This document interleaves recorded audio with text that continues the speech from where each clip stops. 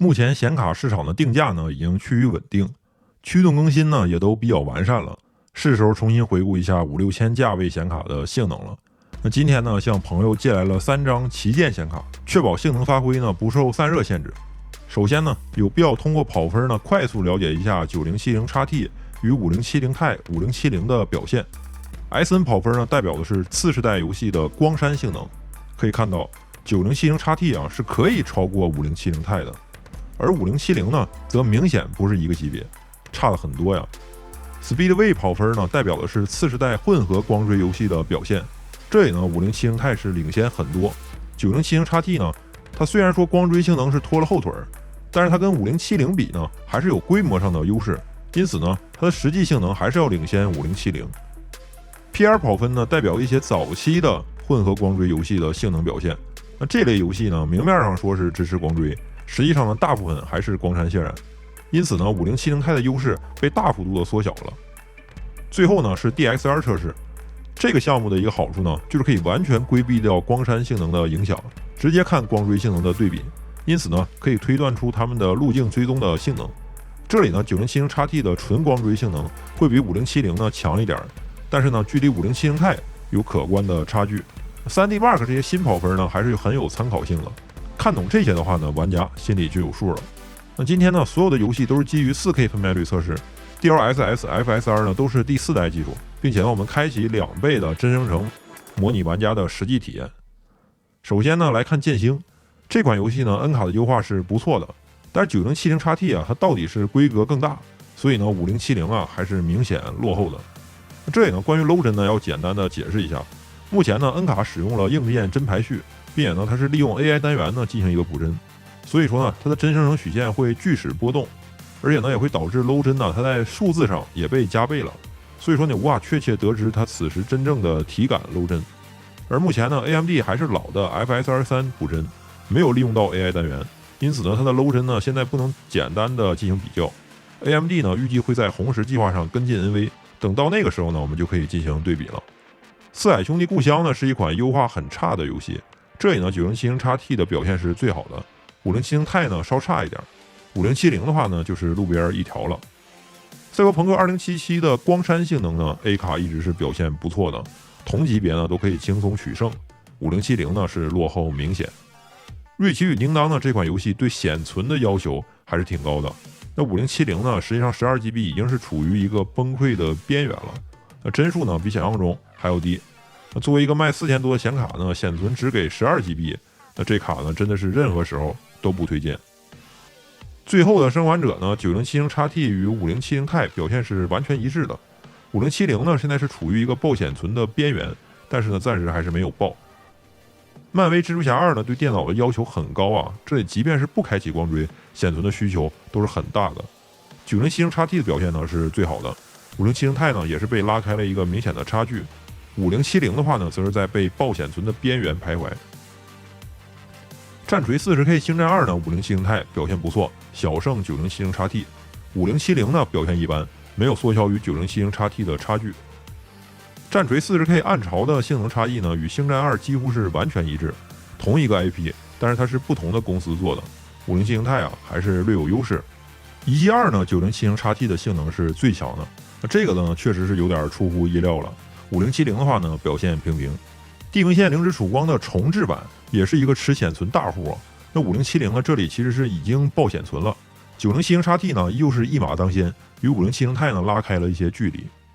怪物猎人荒野呢，那这位更是重量级了，优化差加上吃显存，5070啊是根本毫无招架之力啊。而且这款游戏呢 N 卡的效率呢也很一般，5070ti 的劣势呢更大了，2倍的真生成呢是把差距拉得更大。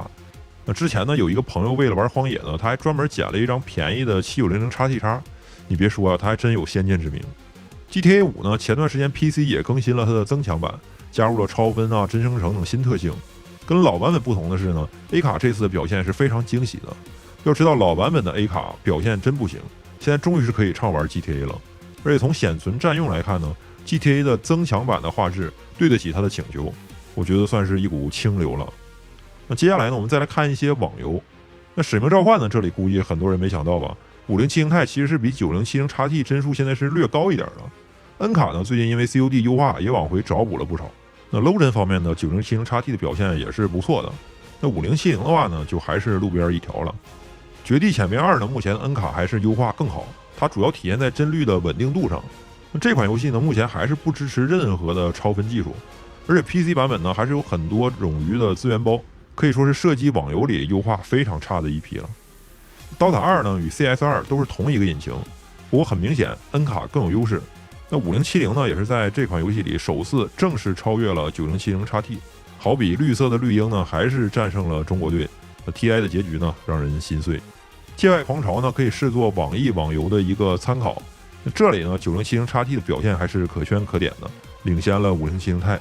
那5070呢，它就差得更远了。战争雷霆开发商呢，最近也一直在积极探索 D-12。色显卡呢，我们觉得还是拿未来的 API 做一个对比。可以看出来呢，还是 N 卡的表现略好一些。不过9070XT 啊也不差。不过网游方面呢，大家也能看出来 ，N 卡确实是比单机的优势要大一些。我们现在总结一下光栅性能的成绩，你会发现呢，这个差距基本上是对上了前面的 SN 跑分的。那9070XT 如果说是纯光栅的话呢，性能可以领先5070 Ti 1.5%左右，领先5070呢 32.3% 左右，可能会有一些上下浮动，但总体上呢，光栅 2.4 呢是可以给到同价位非常优异的表现的。那么混合光追游戏怎么样呢？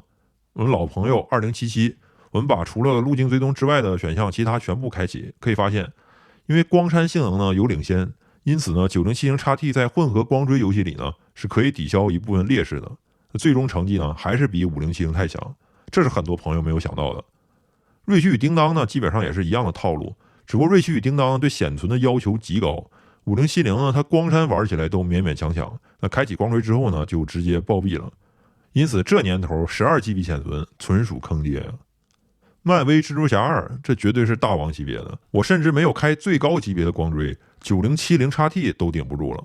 目前 N 卡呢在显存压缩上确实还是有2把刷的，那至于5070呢，那就是幽默中的幽默了，补帧之后是60帧，含金量懂的都懂。怪物猎人荒野呢，那这个游戏它的光追主要是图一乐的，因此呢9070XT 依旧是优势明显。那5070呢，它依旧是补帧60帧，表现地中地。最后呢，我们来看一下优化很好的 GTA 5增强版，5070 Ti 是略微领先了9070XT， 5070呢也没有爆显存。那这是我们希望游戏厂商呢能做到的优化水准。不过总的来说呢，今天我们测试的游戏啊，总体上还是符合 3D Mark 跑分的大致比例的。那我们总结一下，5070现在它的定位依旧是非常的尴尬。这个价格呢，纯就是黄仁勋拿出来坑钱的，毫无任何诚意。12GB 的小显存呢也很烦人，因此呢不推荐任何人购买。5070 Ti 呢综合实力最强，没毛病，而且它的能耗比表现也不错。16GB 显存呢也给了，而且呢还有一定的路径追踪能力，就是价格呀还是贵。如果你不差钱的话呢，是值得考虑的。而9070XT 系列呢，可以说它依旧是市场上性价比不可撼动的显卡。在光栅性能上呢，它略微领先5070 Ti。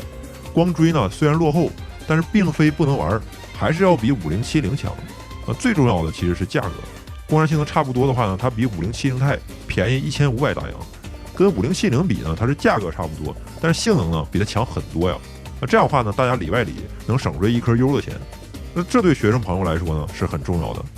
当然了，寝室环境下9070XT 它的功耗确实是偏高一些，不过不要慌。寝室如果限电的话，可以参考我这期传奇省电王进行设置，功耗直接降低100瓦呀，它的性能损失呢是完全可以接受的。回到自己的老家，火力全开就行了。如果你觉得这期视频呢还不错的话呢，欢迎关注侦探频道，我们下期再见。